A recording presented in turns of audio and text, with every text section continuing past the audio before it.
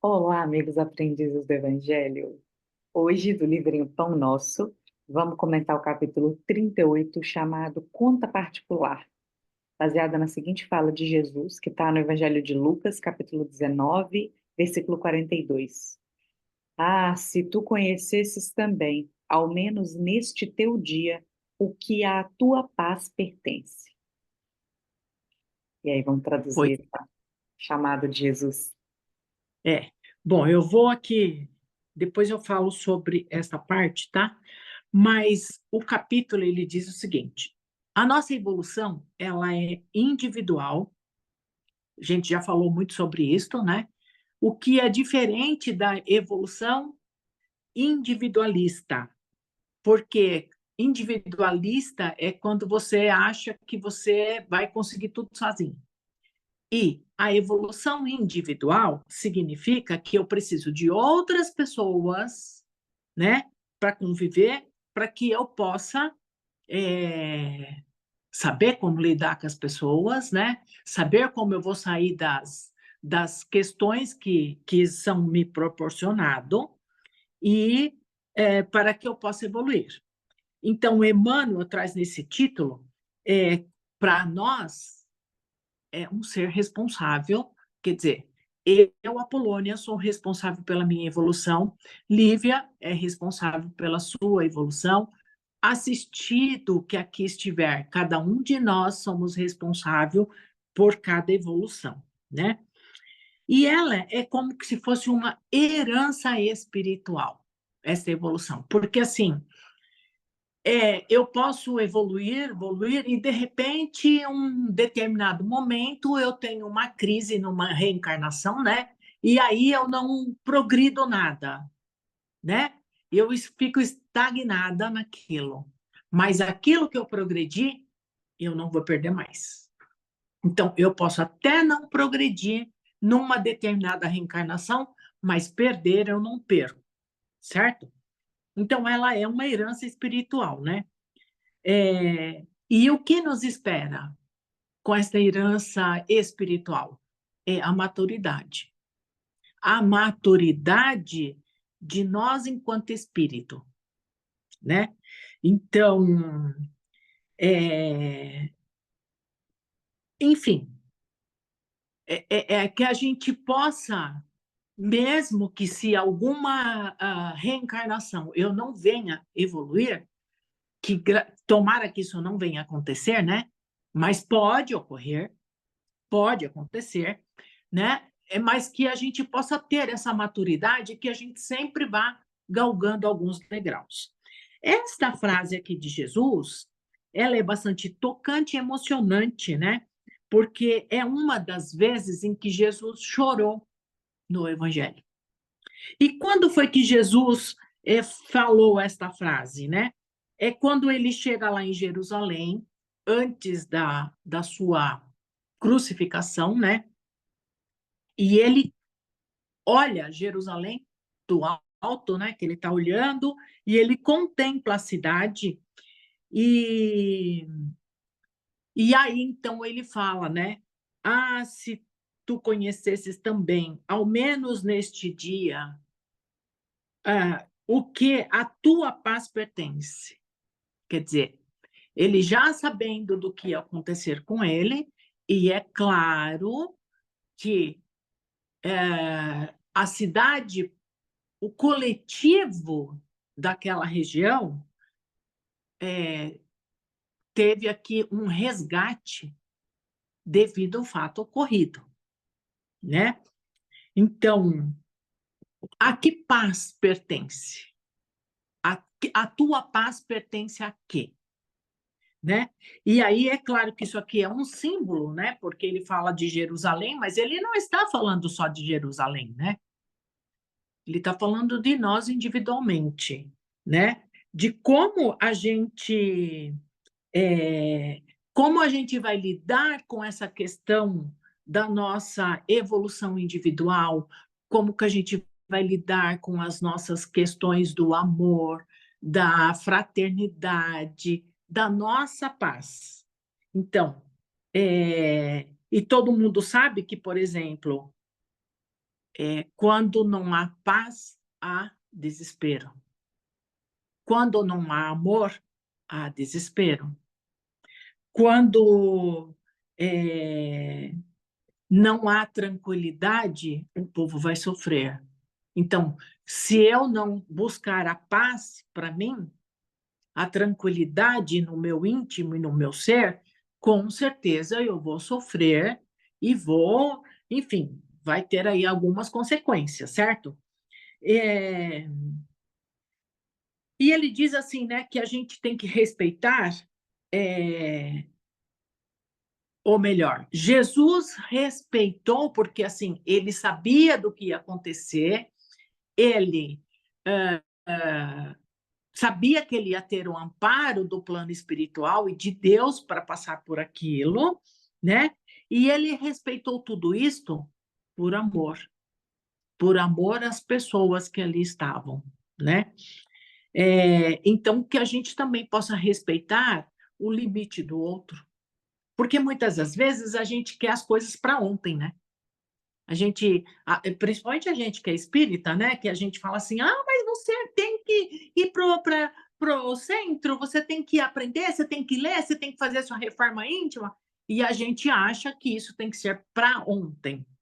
E aí, o Emmanuel pergunta para nós, né? Onde está o seu respeito? Respeito pelo outro, né? E esse respeito, ele é por amor. E se não fôssemos tão cegos, a gente iria sofrer menos, com certeza, né? O futuro, ele não é incerto, que a gente tem sempre essa frase, o futuro é incerto, vamos viver o hoje. Mas ele não é tão incerto assim, né? Porque, na verdade, o meu hoje, como eu viver o hoje vai depender do meu futuro. Então, se eu planto tempestade, não, se eu planto tempestade, eu vou colher vento, né? Se eu plantar flores, eu vou colher flores. Então, se eu planto amor, eu vou ter este amor, de alguma forma, de retorno. Então, a gente precisa... Por isso que Emmanuel diz que o futuro ele não é tão incerto, né? Porque o futuro está nas nossas mãos, é daquilo que a gente está fazendo no hoje. E cada um de nós somos responsáveis por esse futuro. E se cada um de nós nos conhecêssemos, a paz íntima de cada um, e assim a gente agisse, né, o mundo seria outro. Porque você sabe que é interessante, se a gente, né, numa reunião de colegas, né, se a gente perguntar assim para as pessoas, o que te faz feliz? Quem são os seus melhores amigos? As pessoas têm dificuldades para responder essas perguntas. Se você perguntar na sua hora de lazer, o que você gosta de fazer?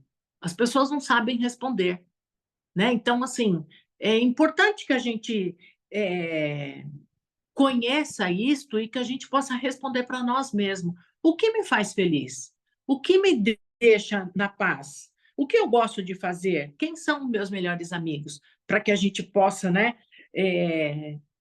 Não, para que a gente possa nos conhecermos mesmo, né? E quando a gente foge dessa paz íntima, a gente infringe a sociedade, a gente infringe a nós mesmos, aos amigos, né? Porque quando eu infrinjo a minha paz interior, eu vou causar danos nessa sociedade, de alguma forma. Ou eu fico doente, ou eu crio transtorno dentro do meu lar, que aí vai criar transtorno. Enfim, a gente vai onerando, né? Então, a gente é, sim, responsável pela paz do nosso lar, pela paz no nosso trabalho, pela paz no nosso bairro, na nossa rua. A gente é responsável, sim. E tudo isto está na nossa conta particular, porque eu posso ou não fazer. Se eu faço, eu estou agindo de acordo. Se eu não faço, por que eu tenho paz? Então, tem gente que tem o dom de machucar as pessoas, né? Tem gente que tem o dom de perturbar as pessoas. As coisas, assim, nem sequer está no plano do outro, mas as pessoas ficam apontando, ficam cogitando, ficam trazendo um inferno mesmo, né? Inferno astral, vamos assim dizer. Bom, se eu trabalhar nesse mundo de paz, eu vou contribuir para o mundo ser melhor. E os dias que passarão e que a gente não teve a paz, né? Se a gente pensar na história do mundo, ou na minha história de vida, na minha história enquanto reencarnado, o que eu fiz lá atrás? Não importa. Mas hoje eu posso cultivar essa paz. Hoje eu posso fazer essa diferença. Então, que a gente possa fazer, né? Consequentemente, para os dias que virão. Então, eu pensei aqui, né, e coloco assim: vamos fazer que nem nos alcoólicos anônimos, né, que ele diz assim: só por hoje eu não bebi. Então, só por hoje vamos trabalhar a paz? Só por hoje vamos servir a Deus? E aí a gente tem o evangelho como base, né? E para que a gente possa se ter como guia, né? Esse evangelho. É isso, Lívia. Olha, esse capítulo me chamou a atenção em três aspectos. Primeiro, voltando ao tema lá de Jesus ter chorado, né? A gente sabe que Jesus é um espírito puro, e essas expressões, quando fala, né, no Evangelho que ele chora, imaginemos a compaixão dele por nós, né? Sabendo tanto de erro que a gente cometia, comete, ainda vai cometer. Aí eu fiquei pensando nos espíritos que nos acompanham tão de perto. O nosso mentor, mentor da família, né, os mentores do grupo espírita, que são tão imperfeitos ainda, né? Eles são um pouquinho melhores que nós, mas eles são muito imperfeitos ainda. E aí, até na literatura do André Luiz, a gente vê tanto o quanto os mentores já compreendem, né, e vão explicando para o André a paciência que tem que ter aqui com os encarnados, mas o quanto eles sofrem tentando nos ajudar também, né? Vendo a gente metendo os pés pelas mãos e não fazendo as escolhas de paz de cada dia. Aí vem a outra coisa que me chamou muita atenção nesse capítulo, que é o dia, né? E aí eu fiquei pensando, quando Jesus se expressou, Jesus estava lá, no meio da humanidade. Supondo que nós, né, estivéssemos lá naquele momento da nossa encarnação, a gente está falando da presença do Mestre e nós não aproveitamos aquele momento. Aí tem aquela famosa frase, né? E se o Mestre voltasse agora? Se Jesus. É. Então, imaginemos que um monte de gente fala, né, faz essa provocação. E se Jesus estivesse hoje entre nós, a gente valorizaria? E, infelizmente, a maior parte das respostas que eu vejo quando as pessoas fazem essa provocação é que não, que talvez ele fosse crucificado de novo, né? Em outros aspectos, atualizando aí para o nosso estilo de vivência hoje. É, e aí, isso é muito triste, mas é uma provocação importante para que a gente faça a reflexão de valorizar cada dia que a gente tem, cada oportunidade de fazer essa escolha da paz, que aí é o terceiro ponto que me chamou a atenção no capítulo. Eu me lembro muito, eu já citei isso aqui outras vezes, eu acho muito relevante, o Haroldo, né, que lida com, além de orador espírita, ele é juiz, e inclusive diz ele que já foi também da vara criminal, né, que é bem desafiador, e ele falando que se as pessoas tivessem 10% mais de evangelho no coração, seriam 90% menos processos na justiça. O quanto a gente escolhe complicação para nós mesmos. A começar por relações entre vizinhos. E vou nem falar de dentro de casa, tá? Mas assim, entre vizinhos, no trânsito. Quantas vezes as nossas escolhas, primeiro, dizem respeito a essa nossa evolução espiritual que você estava falando, que a gente precisa da coletividade para evoluir, mas cada um de nós é responsável pela evolução. Cada um de nós é responsável por cada escolha. Então, a gente escolhe, se num conflito que surge, a gente vai escolher apaziguar, e eu não estou falando de não resolver, né? Porque eu lembrei muito daquela frase também. Eu quero ter razão ou eu quero paz, né? É, é, É, não é que a gente vai ser submisso e deixar as pessoas fazerem o que quiserem, não é isso, né? Quando fala que a gente escolhe deixar a razão para o outro. É não comprar briga, é escolher a hora certa de fazer as nossas colocações. E hoje, por exemplo, com os grupos de WhatsApp, até de condomínio, né? Condomínio que tem grupo no WhatsApp, ou então a escola, é muito mais fácil das pessoas criarem faíscas. E aí as pessoas se aproveitam dessas faíscas que um cria e faz um incêndio. Você fala da tempestade, né?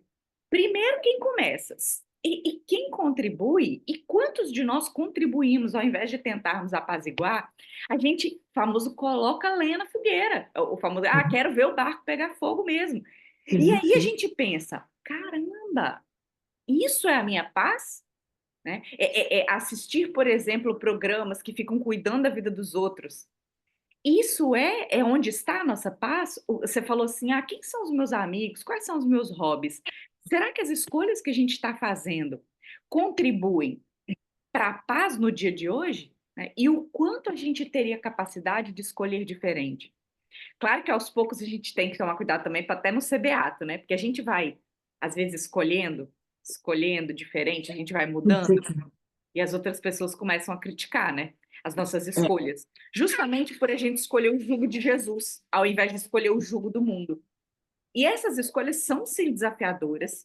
É um treino todo dia. Eu tenho muita dificuldade nessas escolhas, né? É, mas sempre vale a pena, principalmente quando a gente tem tempo para refletir. Às vezes, numa discussão presencial, quando a gente está mais acalorada, é mais difícil. Mas, poxa, num celular, numa mensagem de celular, quando a gente tem um tempinho para pensar, para respirar, para digitar, que a gente digita e ainda lê o que digita.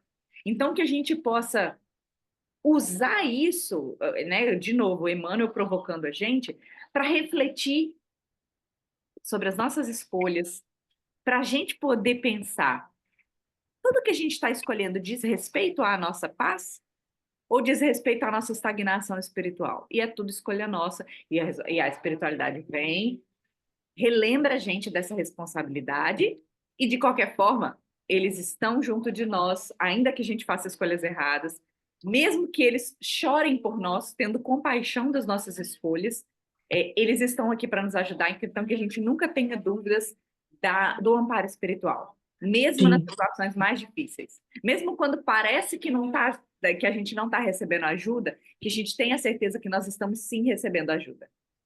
É, nós nunca estamos sozinhos, né? Nunca estamos sozinhos, Nunca, nunca. nunca estamos sozinhos. E isto é um ponto final. Então, a gente precisa prestar atenção nessas coisas, né? Eu acho. Eu acho não. Tenho certeza disto, né? Então, a gente tem que é, é, conviver com isto, né?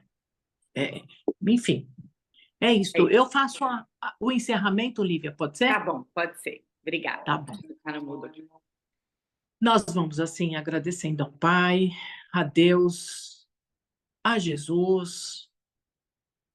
Vamos assim buscando os melhores sentimentos, pensamentos e vamos assim, primeiramente, levar essas energias lá para o nosso símbolo da nossa casa que está sobre os céus do Rio Grande do Sul, para que possa se encher de novas energias, para que aquele povo tenha esperança, tenha paz diariamente e tenha a alegria de renovar a sua vida e as suas batalhas.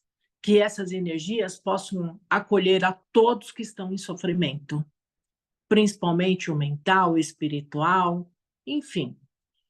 Mas também a gente vai envolvendo Brasília para que esses irmãos que são responsáveis pela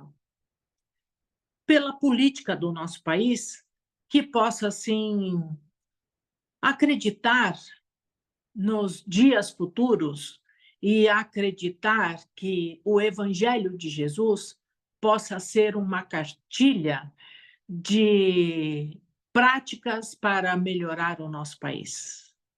Também a gente aproveita para envolver todos os leitos hospitalares, aonde tiver um irmão que sofre, que chora, que a espiritualidade possa atender esses companheiros e os seus familiares da melhor forma possível, mas também envolvemos médicos, enfermeiros, auxiliares, técnicos, enfim, todos os irmãos que estão em sofrimento.